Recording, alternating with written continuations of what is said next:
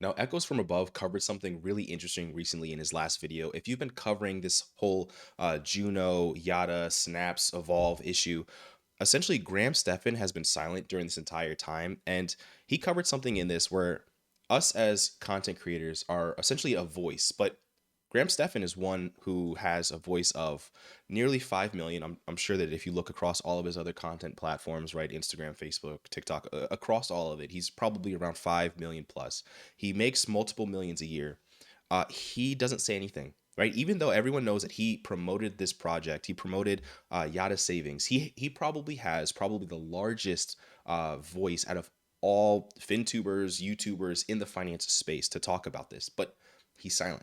Unfortunately, he continues to block Yada comments. If you try to comment Yada on his videos, you're likely going to get blocked or you're going to get removed. You'll see your video, or you'll see your comment, but if you go to another account, you'll probably see that comment's erased or hidden from the channel. But he still makes content, right? He still posts, right? WTF just happened to Bitcoin, the Trump economy. Like, he's still posting, but he's refusing to use his voice for something that he already made a video about. Now, here's the thing about content creators that if you know anything about Iman Gadzhi, I make videos on him. People like this, when something bad happens, they delete the video. They simply just delete the video, block all comments that happen to make it seem like it never happened, right? Because if you don't engage with it, it likely never happened. And he probably has a legal team saying to not do anything. But when you have so much trust, financial trust being on top of that, of your audience, you need to speak out on this. And if you go to the Reddit, if you go to Yada Reddit, you're going to see all of the issues that people are reporting, right? And this is your project. This is your private investment. Now, Echoes didn't really cover this. You know, he covered essentially how Graham has been quiet in this. But here's something that I found so interesting. I was looking for this video for so long, right? Graham deleted this video, but this small channel, right, Firewalking Journey, they actually did a reaction to it. But there was one moment that I remember listening to in the video that he was a private investor, and I thought I was going crazy. But he even talks about it. Just listen to the snippet.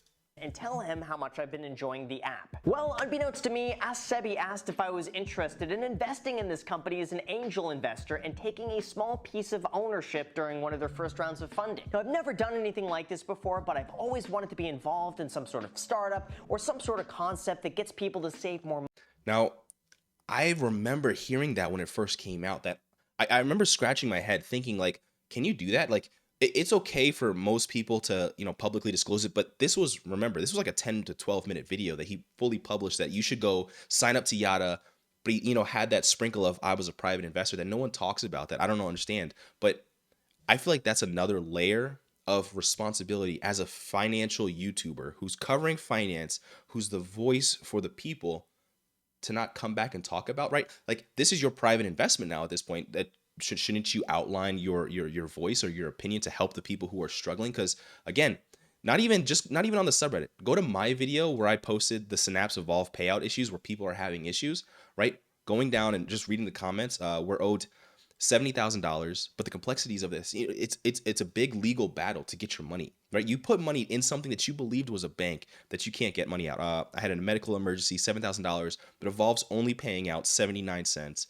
Synapse, the amount was accurate, but Evolve paid almost nothing through PayPal. I had over $10,000 and they sent me 92 cents. I'm getting back $0. Please spotlight the issue. I had $40,000 and they're getting back 23 cents.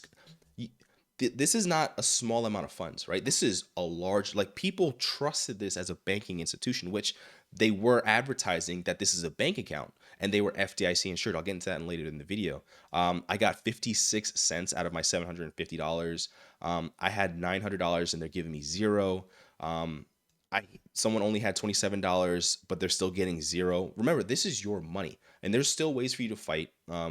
I had about $1,600 in their account and didn't even get an email. They were owed $8,000, and they're only getting six. Like, literally, this is a wall of, like, people talking about how they're not getting their money. And I'm a small content creator. I only have like 800 subscribers at the time, which, subscribe, call to action, right?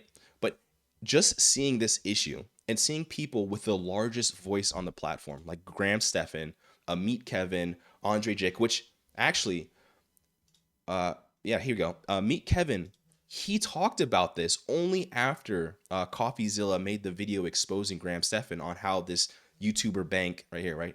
This YouTuber bank won't actually let people withdraw their money. He only made this in a response to CoffeeZilla, which here's a quick snippet, which just goes to show that even though this person, right, Meet Kevin, he could have talked about it. He makes videos almost every day. He makes like 10 videos a day, but he refuses to use his voice to outline the actual issues that people are having in their finance issue in the finance world, which he already voiced his opinion on, but he voiced it against CoffeeZilla, saying that Graham's a good guy.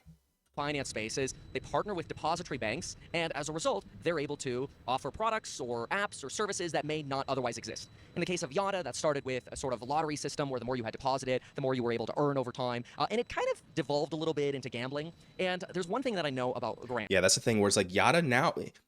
I stayed away from Yotta once I saw that it was like a lottery system. I was like, it just seems a little gambly to me. Like I grew up in like a gambling addiction household, and I just stayed away from anything that had a smell of gambling. But one of those things where it's like if you see something too good to be true, like sort of stay away from it.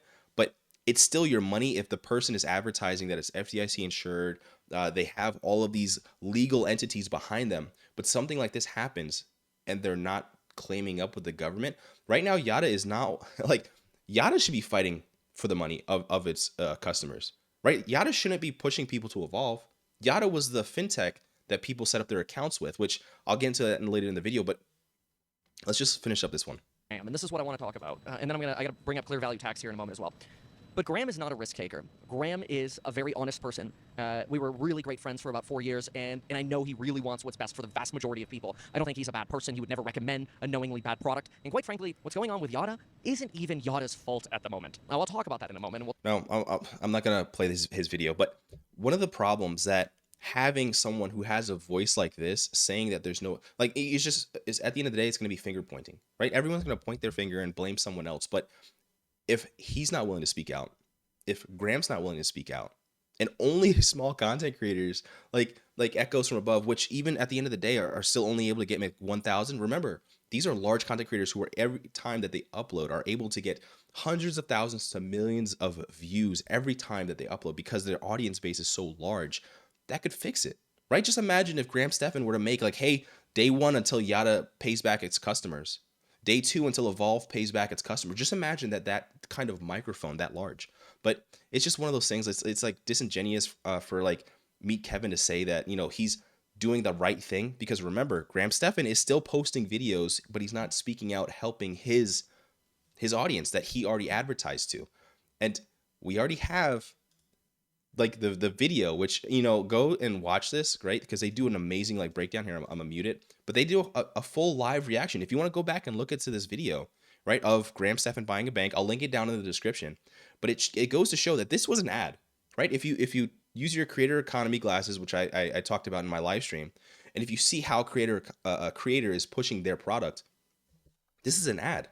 This was a 10-minute ad. Now, if you still have your money locked up away, right, what a lot of people do, if you go into my comments, Fight for Your Funds is a grassroots effort started that I think believes actually started on the Yotta subreddit by 1 or 2 users. I think that they're even asking for volunteers to help. Yeah, volunteers sign up. So I'll also have this link down in the description. But it's essentially, we did not make a risky investment. We trusted legitimate FDIC insured banks to safeguard our funds. Where's my money? Right? Like, they should have been able to get this money back. It's almost been a year at this point, which we already know. Time's going to fly. The holidays are going to fly. The class action lawsuit is going to take forever.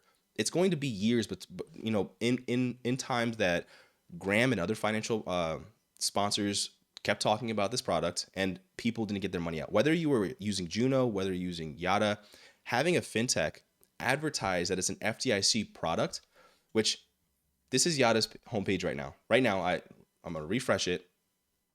This is Yotta's homepage right now. With the power of the internet, we are able to go back and see what it's missing. This is the best part, right? Join over 1 million people playing with Yotta, right? No purchase necessary. It's rarely, it's fairly blank on the homepage. Using the Wayback Machine. Let's go to their most important day, right? Let's go to the most action. Hold on, let me. There you go. Go to the most important action. 2022, August 23.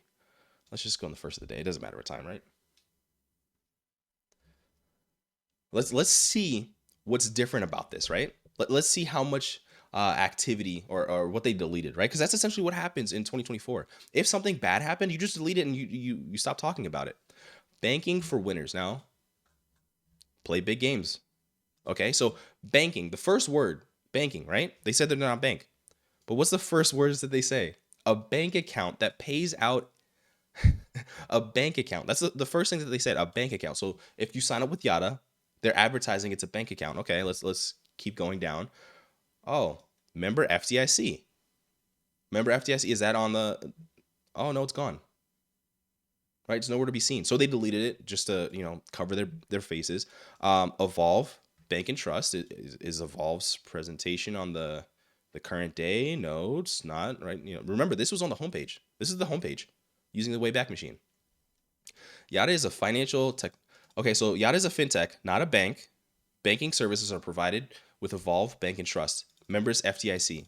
They didn't say that there was a middleman who didn't have a fully fleshed product that's not FDIC, right? So it'd have been okay if there was no Synapse and if there was just a front, which was the fintech, and the back, which is the bank, right? Cool. The fintech makes it look pretty, and you make money at the end of the day. You have fun. Cool. But they didn't talk about Synapse. They're advertising it's a bank account. They're advertising that this is a bank. That's why people called it Yotta Bank. And now if you go to Yotta's homepage, no, it's Yotta Savings. We don't have any involvement with that. But I could rant about this. If you have nowhere to go, start with the YouTube subreddit. Other like-minded community members, which are going through the same problems with you. Even if you've gotten your money back, understand that this, like the more people that talk about this, the more things that we could do. Go to Fight for Your Funds or Fight for Our Funds. .org, which is a collection of information going through this current situation, which even outlines different dates, different steps, and the current things that you could do, whether it be template and writing to your congressman, or creating an FTIC ticket, and creating just noise. That's all we have to do at the end of the day. If you like content like this, subscribe to the channel. Peace.